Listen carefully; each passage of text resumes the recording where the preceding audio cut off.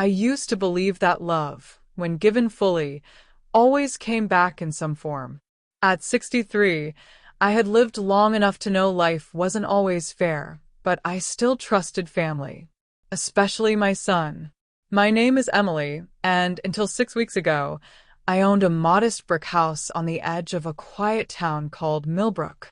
It wasn't anything special by most standards, but to me, it was everything. Every wall held a memory. Every scratch on the wooden floors told a story. I raised my son Daniel in that house, alone. His father left when Daniel was 8, just packed a bag one morning and never came back. No explanations, no goodbyes. Just silence. I remember standing in the doorway, holding a cup of coffee that had gone cold, realizing I was now both mother and father. And I did my best. I worked as a seamstress for over 30 years. Not glamorous work, long hours hunched over fabric, fixing hems, altering wedding dresses, repairing clothes people thought were beyond saving. My hands were always sore, my eyes strained by the end of the day, but I was proud of what I did, because it paid the bills, because it kept a roof over our heads, because it gave Daniel a future. He grew up kind, or at least I thought he did. So when he told me he and his wife, Rachel, were expecting their first child, something inside me lit up again. A kind of warmth I hadn't felt in years. "Mom," he said one evening, sitting at my kitchen table, "we've been looking for a bigger place, but everything's just too expensive right now." Rachel sat beside him, one hand resting gently on her stomach. She smiled, but I could see the stress in her eyes. I didn't even think about it. "You can have this house," I said. The words came out so easily. Too easily. They both froze. "What?" Daniel asked. "I've been meaning to downsize anyway," I continued, brushing it off like it was nothing. "This place is too big for just me. You two need the space more than I do." Rachel's eyes filled with tears. Daniel just stared at me, stunned. "Are you serious?" he asked. I nodded. And just like that, everything changed. The paperwork moved faster than I expected. A lawyer briefly suggested I consider keeping some form of legal right to stay, something about a life estate, or at least a written agreement, but I waved it off. "This is my son," I said. "We trust each other." Looking back now, I realize how dangerous those words were. Within 3 weeks, the house was no longer mine. At first, everything felt right. We cooked dinners together. We talked about baby names. Rachel showed me nursery ideas, and I even offered to sew the curtains myself. I moved into the guest room while I looked for a small apartment.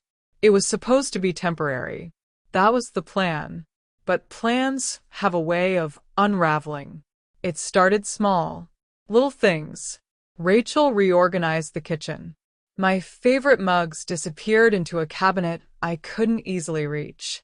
"We just need things more accessible," she said with a polite smile. Then came the schedule changes.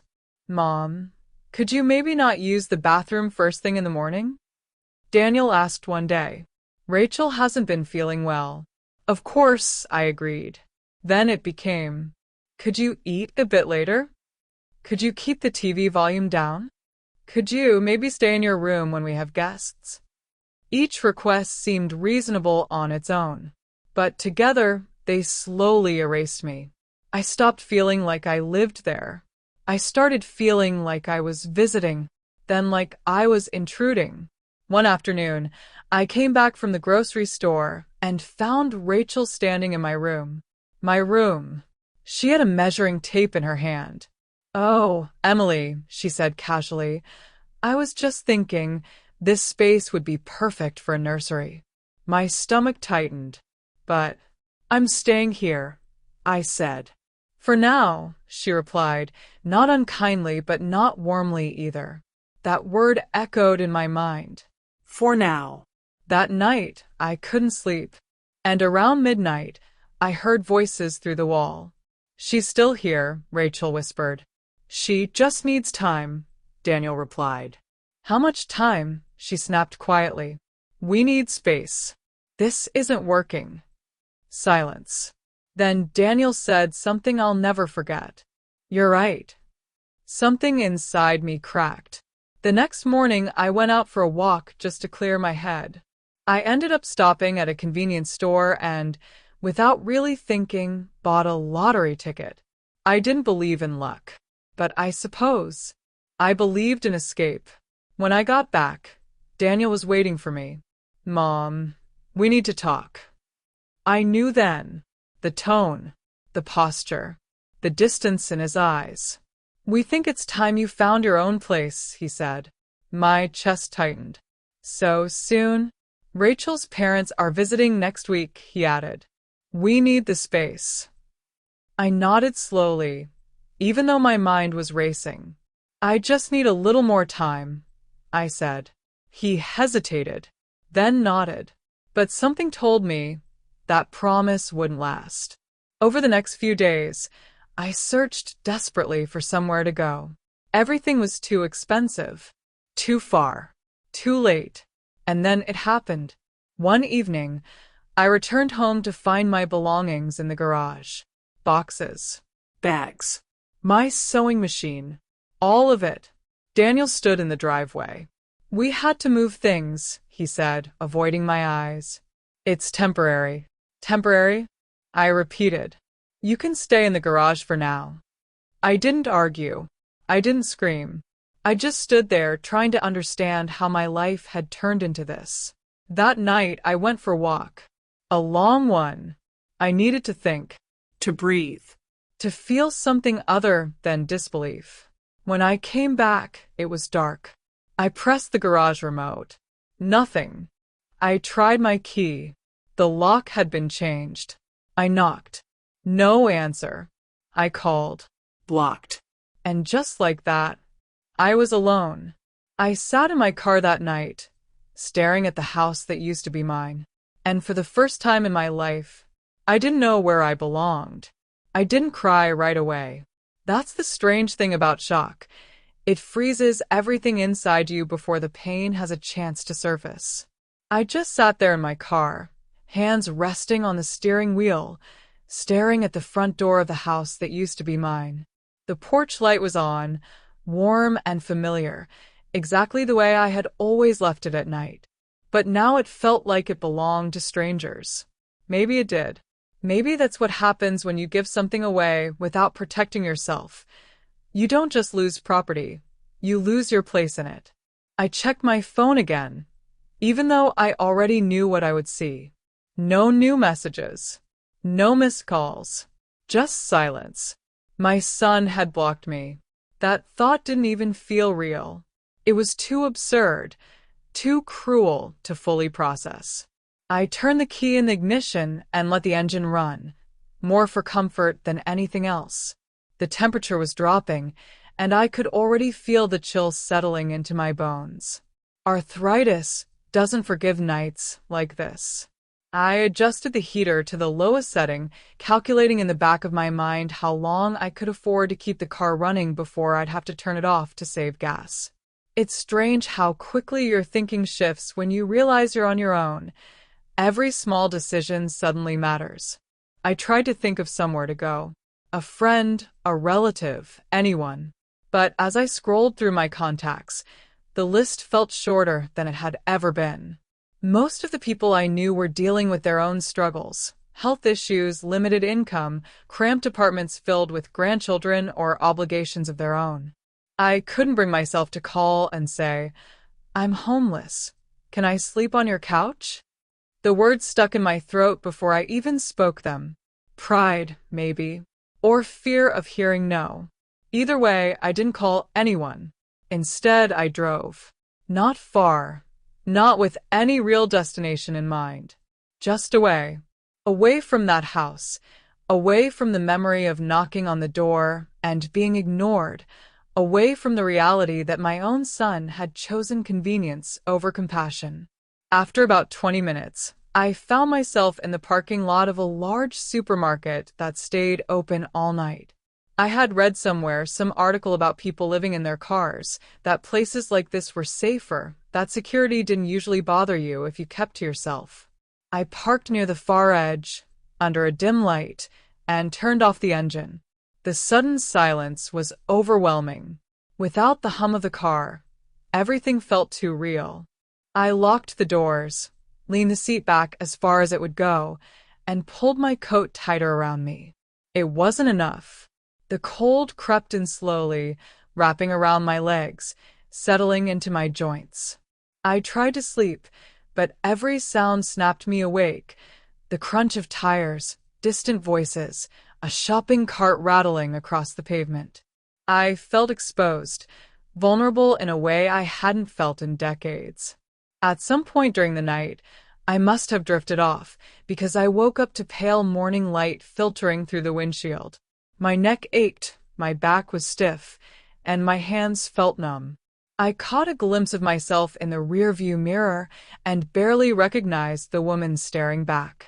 My hair was disheveled, my eyes swollen from exhaustion, my face drawn in a way that made me look older than I felt.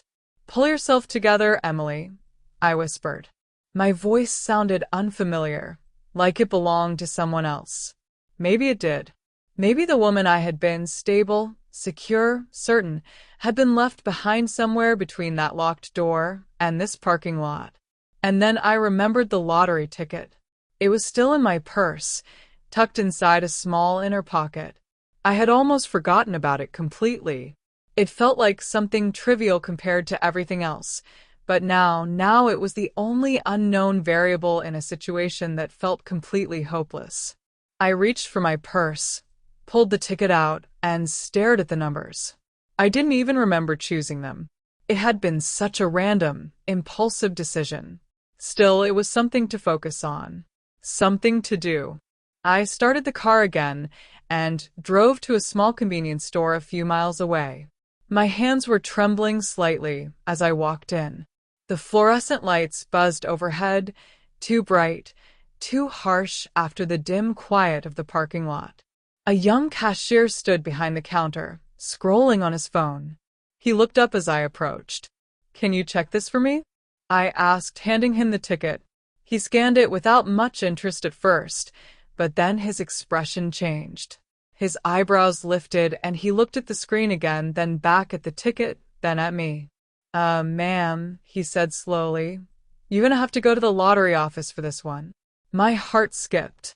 What does that mean? "It means you won something big. We can't cash it here." For a moment, I just stared at him, trying to process the words. Something big. My mind couldn't quite connect the idea of winning with my current reality of sleeping in a car. "How big?" I asked. He shook his head. "I don't know exactly, but big." I thanked him and walked out, the ticket clutched tightly in my hand. The morning air felt different now, sharper somehow, charged with possibility. But I forced myself to stay grounded. Nothing was certain yet. I could be misinterpreting everything. I could be setting myself up for disappointment. Still, hope had crept in. I got back in the car and sat there for a moment, staring at the ticket. Yesterday, I had been a homeowner. Last night, I had been homeless. And now there was a chance that everything could change again. But first, I needed to survive today. I drove to a small diner I passed on the way, more out of necessity than choice. I needed coffee. I needed warmth. I needed somewhere to sit and think. The bell above the door chimed softly as I entered, and the smell of fresh coffee wrapped around me like a blanket. I slid into a booth near the window and ordered the cheapest thing on the menu, just coffee. The waitress, a woman with tired but kind eyes, studied me for a moment longer than most people would. "Long night?" she asked gently. I hesitated, then nodded. She didn't press further, just brought me a full pot instead of a single cup and said, "Take your time." That small act of kindness nearly broke me. I wrapped my hands around the mug, letting the warmth seep into my fingers, and for the first time since everything happened, I felt something other than numbness. I felt human again. And sitting there, in that quiet corner of a diner, with a lottery ticket in my purse and nowhere to go, I realized something important. Everything had been taken from me, but I was still here. And maybe, just maybe, that meant my story wasn't over yet. I didn't plan on telling anyone my story that morning. In fact, I had every intention of finishing my coffee quietly, charging my phone, and leaving without drawing any attention to myself. But something about the way that waitress looked at me, like she could see right through the exhaustion and the forced composure, made it harder to keep everything bottled up. When she came back to refill my cup, she didn't ask questions right away. She just stood there for a moment, as if giving me the choice to speak or stay silent. And for reasons I still don't fully understand, I chose to speak. It's been a difficult couple of days, I admitted, my voice rough. She nodded, sliding into the booth across from me without asking. Name's Laura, she said. And difficult days usually come with stories. I let out a quiet breath, staring down at the coffee swirling in my cup. My son asked me to leave, I said finally. Actually, he didn't ask. He just made it happen. Her expression didn't change to shock or pity, which I appreciated more than I could explain. It stayed steady, attentive. I gave him my house. I continued. Signed everything over. Thought I was helping him start his family. And now, I'm sleeping in my car. There it was. The truth, laid bare in a simple sentence that felt heavier than anything I'd ever said.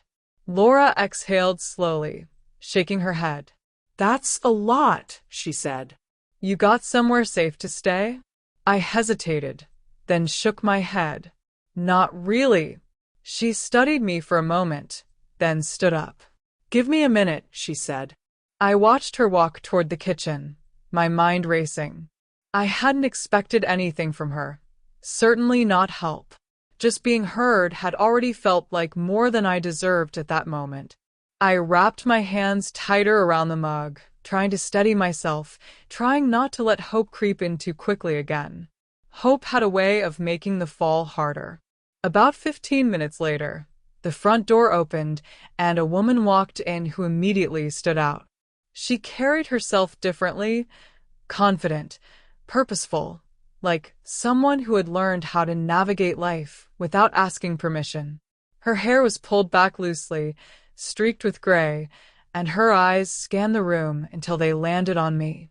That her? She asked Laura quietly. Laura nodded and gestured toward my booth. The woman approached without hesitation and extended her hand. I'm Diane, she said.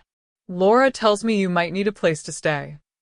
I blinked, caught off guard by how direct she was. I might, I admitted. I run a small guest house about 10 minutes from here, she continued, taking a seat across from me. Nothing fancy. Just a few rooms I rent out. One of them's empty right now. My first instinct was to refuse.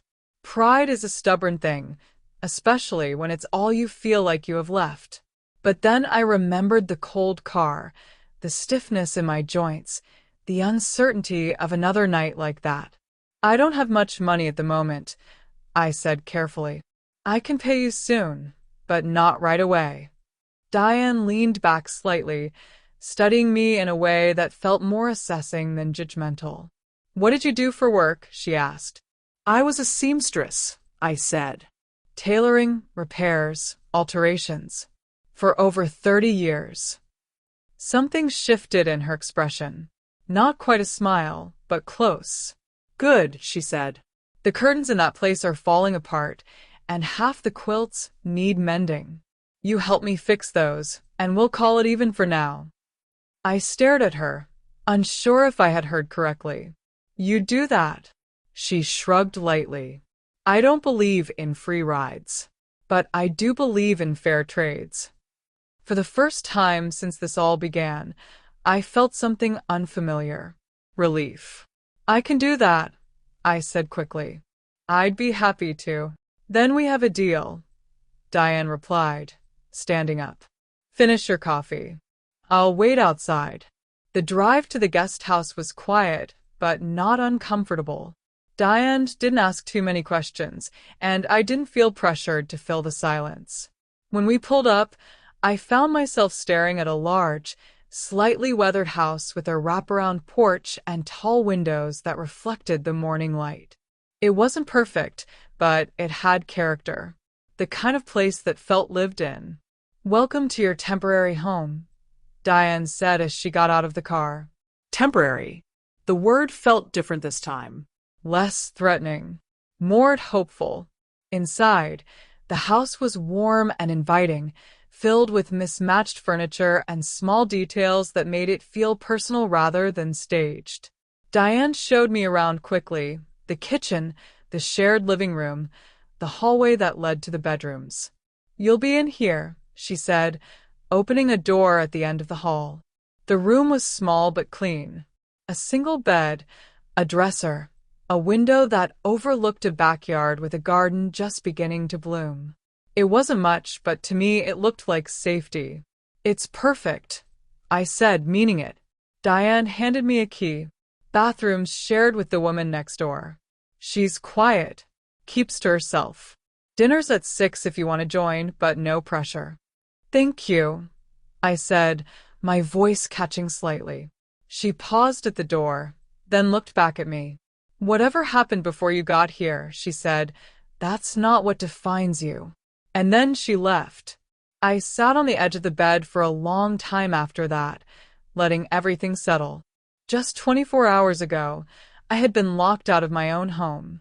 Now I had a room, a bed, a door that locked from the inside.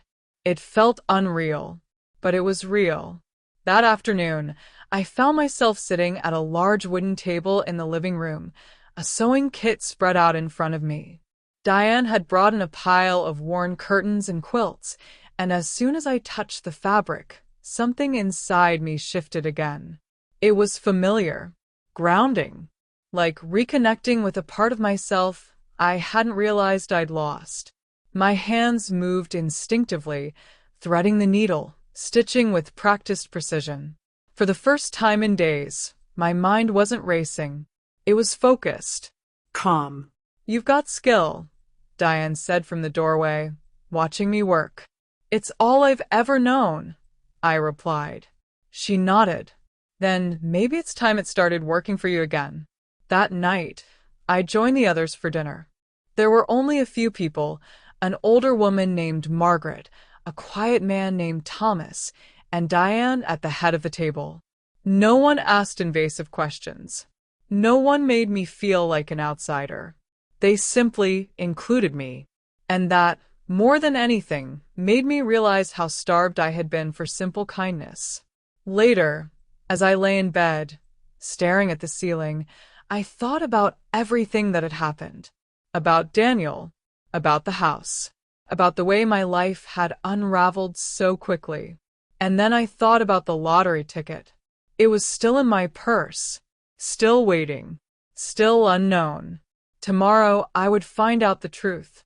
But tonight, for the first time since I was locked out, I felt safe.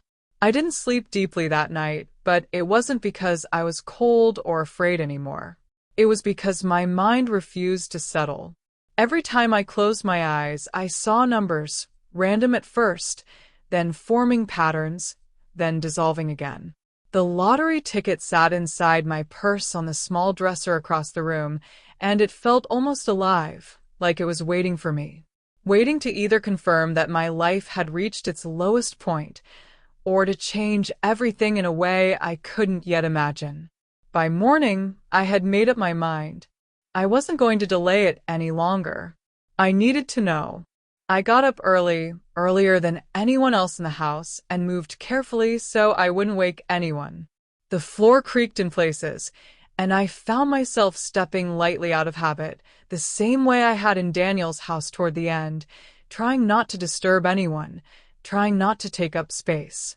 The realization hit me halfway down the hallway. I didn't need to do that here. No one had asked me to shrink myself. Still, habits like that don't disappear overnight.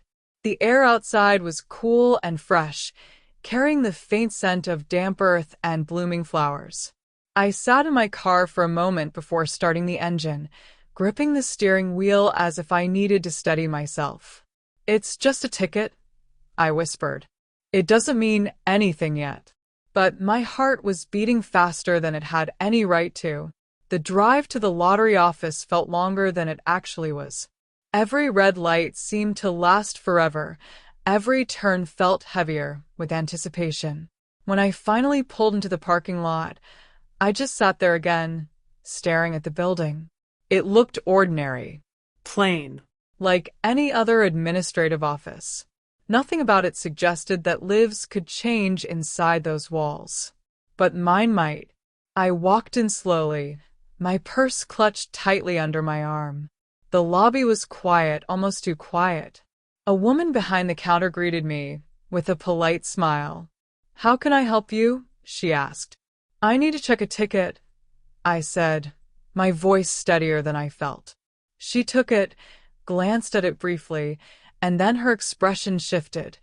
Not dramatically, but enough for me to notice. "Please have a seat," she said. "Someone will be with you shortly." That word, shortly, stretched into what felt like an eternity. I sat there, hands folded in my lap, staring at the floor, trying not to let my thoughts spiral.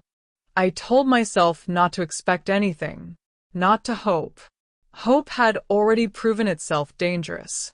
After about 20 minutes, a man in a suit approached me.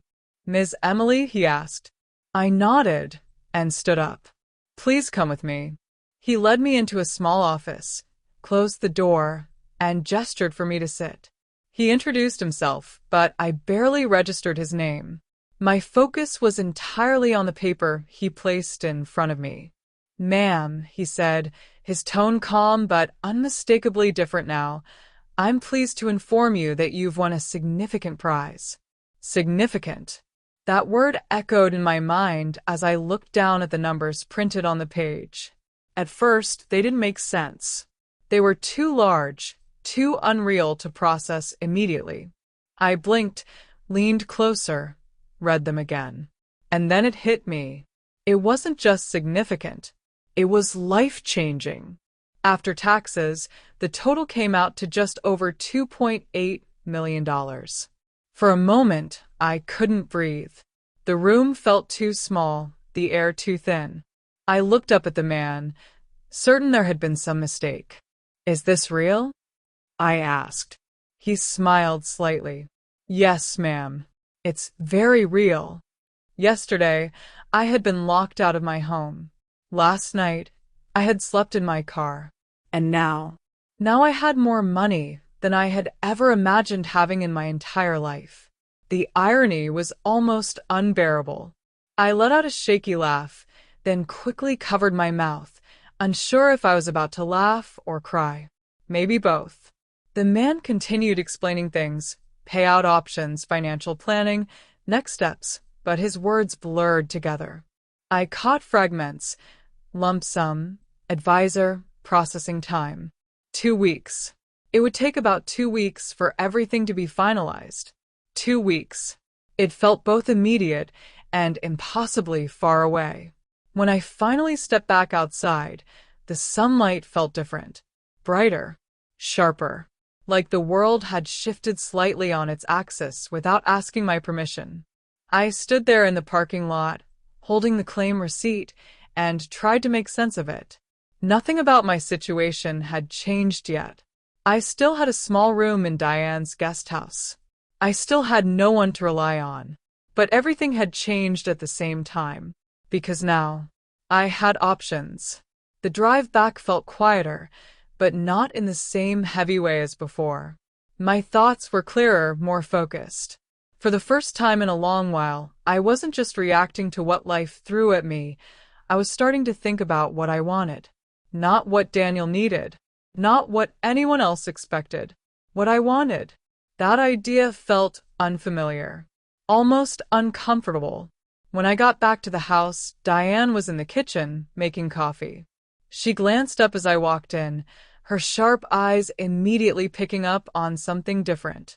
"You look like you've seen a ghost," she said. Something like that, I replied. She poured me a cup without asking and slid it across the table. Good news or bad news? I hesitated. This was the moment where I could choose to tell someone, or keep it to myself. The man at the lottery office had advised discretion, and instinctively I knew he was right. Complicated news, I said finally. Diane studied me for a moment, then nodded. Fair enough. Complicated usually means life just got interesting. I almost smiled.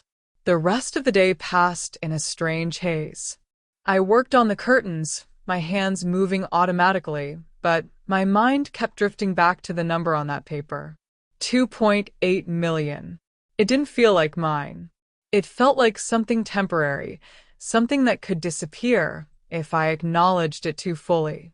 That evening, as we sat down for dinner, I found myself observing everything more closely. The worn table, the chipped plates, the quiet conversations. Just yesterday, this had felt like a place I might have to stay for a long time. Now it felt like a beginning, not an ending. Later that night, alone in my room, I took out the claim receipt and looked at it again. This time, I let myself feel it. The relief, the disbelief, the quiet, growing sense of power. Not power over others, but over my own life. For decades, every decision I made had been tied to someone else. To Daniel, to survival, to responsibility. Now I could choose differently. My phone buzzed on the dresser, pulling me out of my thoughts.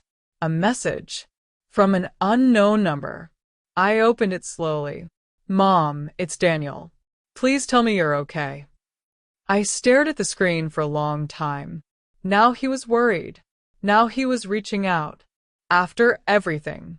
Another message followed almost immediately. Please. I just want to know you're safe. I exhaled slowly, my grip tightening around the phone. Yesterday, I would have answered immediately. Yesterday, I would have reassured him. Yesterday, I would have put his feelings before my own. But today was different. I typed carefully. I'm safe. Don't contact me again until you're ready to apologize. I stared at the message for a moment, then pressed send. It was the first boundary I had set in years, and it felt right. I placed the phone down and leaned back against the wall, closing my eyes. Everything had changed, not just because of the money, but because, for the first time in my life, I was choosing myself. The days after I sent that message felt different, not just because of what I now knew about my future, but because of how I was beginning to carry myself in the present. There was a quiet shift inside me, something steady and unfamiliar, like I had finally stepped out of a role I'd been playing my entire life. For decades, I had been the provider, the fixer, the one who made things work no matter the cost to myself. Now, for the first time, I was simply Emily, and I was still learning what that meant. Daniel didn't stop texting after my reply. If anything, my message seemed to open a door he had been hesitant to knock on before. The next morning, there were 3 messages waiting for me. Mom, I am sorry. I didn't mean for things to go that far. Please just tell me where you are. I read them without responding, my thumb hovering over the screen as if muscle memory was trying to take over. It would have been so easy to give in, to soften, to say something comforting. That's what I had always done. But every time I felt that pull, I remembered standing outside in the dark, knocking on a door that no longer opened for me. I remembered the message. Figure something out. And just like that, the urge faded. Instead, I focused on rebuilding something that had nothing to do with him. I met with a financial advisor 2 days later, a man named Richard who had been recommended by the lottery office. He was calm, precise, the kind of person who spoke in measured sentences and didn't react emotionally to large numbers. I appreciated that. It grounded me. The most important thing, he told me as we sat across from each other in his office, is not to make any major decisions too quickly. Sudden wealth can be as destabilizing as sudden loss if it's not handled carefully. I nodded. I understand. Good. We'll create a plan. Conservative investments, secure accounts, and most importantly, time. Give yourself time to adjust before making big purchases. It was sensible advice. And for once in my life, I didn't feel pressured to rush. I wasn't running from anything anymore. Well, he added, with one exception. Housing. You should move into something stable. Renting at first is usually the safest approach. I thought about Diane's house, about the small room that had given me shelter when I had nothing. It had been more than enough. But it wasn't mine. I'd like to buy, I said. He raised an eyebrow slightly. That would fall under major decisions. I know, I replied calmly. But I also know what it feels like to lose a home overnight. I won't put myself in a position where that can happen again.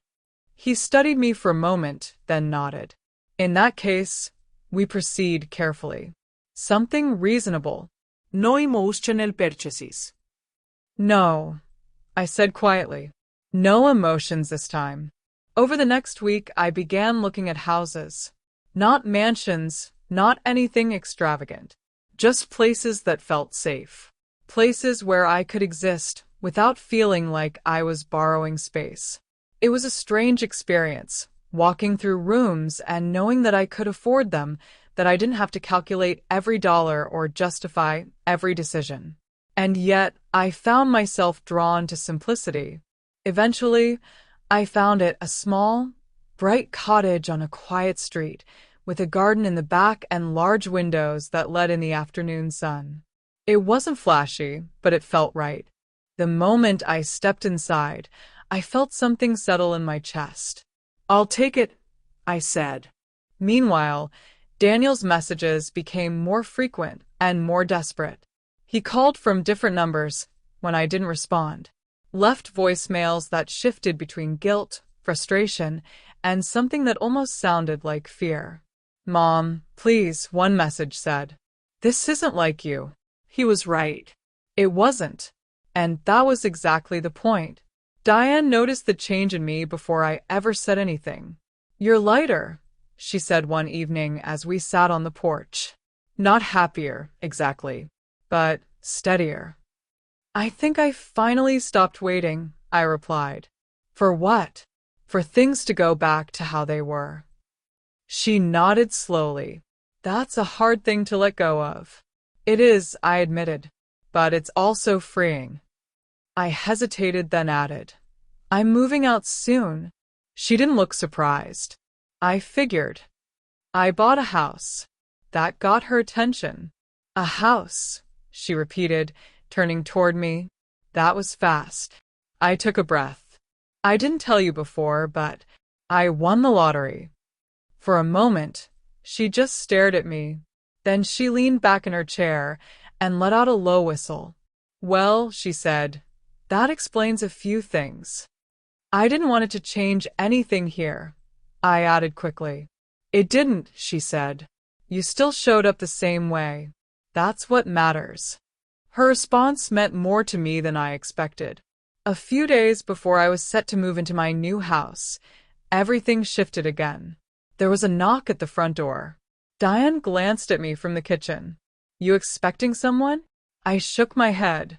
She walked to the door, opened it slightly, then paused. Her expression changed, subtle, but enough. It's for you, she said quietly. My stomach tightened before I even stepped into the hallway. I knew. I didn't know how, but I knew. When I reached the door, I saw him. Daniel. He looked different. Not physically, not in any dramatic way, but there was something unsettled about him. His posture, his expression, the way he held himself. It wasn't the confident, slightly impatient man I had grown used to. Mom, he said, relief flooding his face the moment he saw me. I didn't move closer. I stayed where I was, just inside the doorway. How did you find me? I asked. He hesitated. I asked around. Someone mentioned this place. Of course. I took a breath. You shouldn't be here. I had to see you, he said quickly. You stopped answering. I didn't know if you were okay. I told you I was, I replied evenly. He stepped forward slightly. Can we talk? I glanced back briefly at Diane, who gave me a small nod. Your choice. I stepped outside and closed the door behind me. The air between us felt heavy, filled with everything that hadn't been said. I'm sorry, he said immediately. I know that doesn't fix it, but I messed up. I studied him carefully. You didn't just mess up, Daniel. You made a series of choices. I know, he said, running a hand through his hair. We were stressed. Rachel was. Stop, I interrupted. Don't explain it away. He fell silent. For the first time, I saw something I hadn't seen before. Accountability. Not perfect. Not complete. But there. I was wrong, he said finally. Yes, I replied. We stood there for a moment, the weight of that simple truth settling between us. Can you come back? He asked quietly. We can fix this. I shook my head. No. He blinked, like he hadn't expected that answer. Why not? He asked. Because I already fixed it, I said. And for the first time since everything began, I truly meant it. After I told Daniel no, something inside me settled in a way I hadn't expected. Not relief exactly, and not satisfaction either. It was something quieter, deeper, like a door had finally closed behind me, and for once, I wasn't standing on the wrong side of it.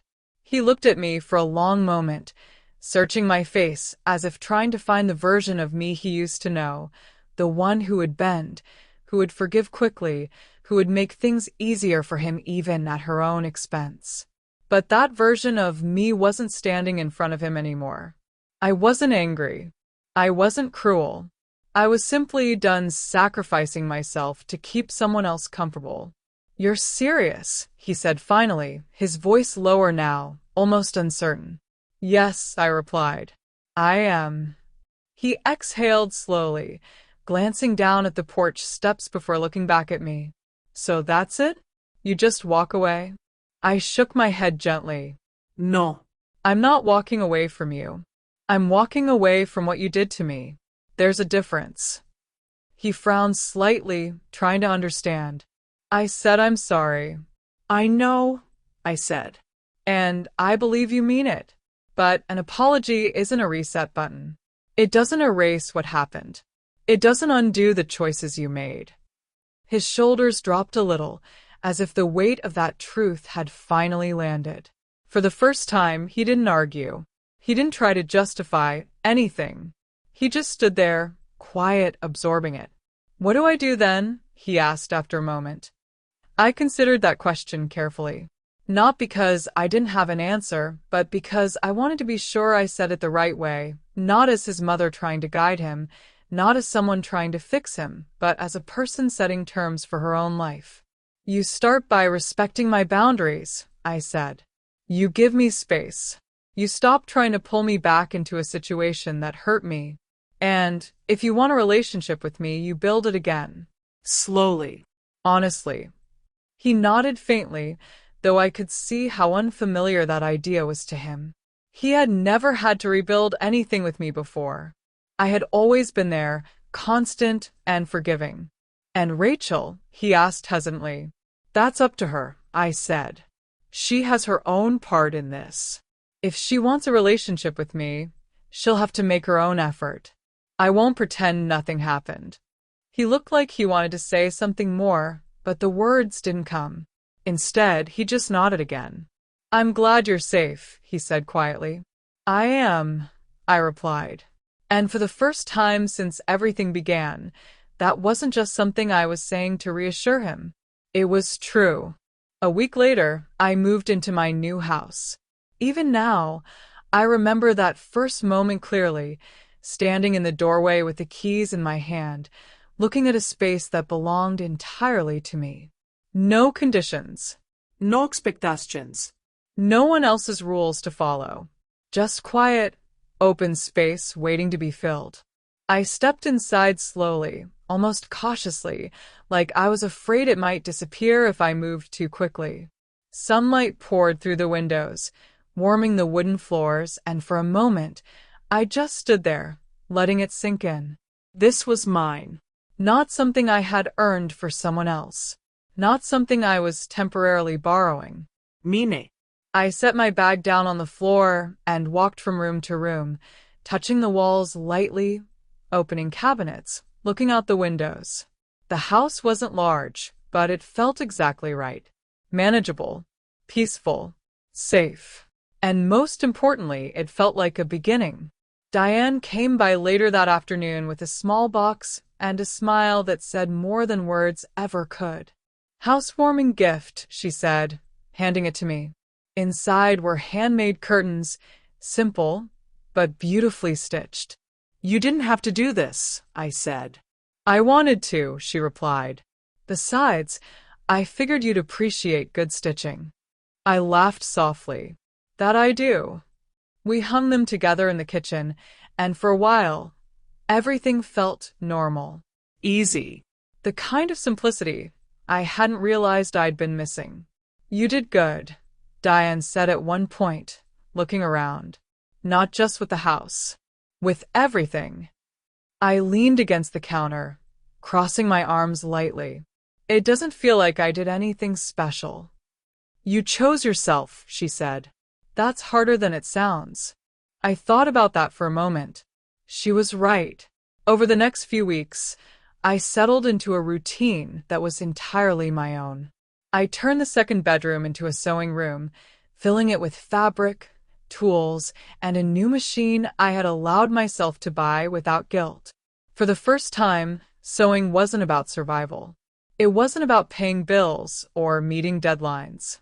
It was something I did because I wanted to.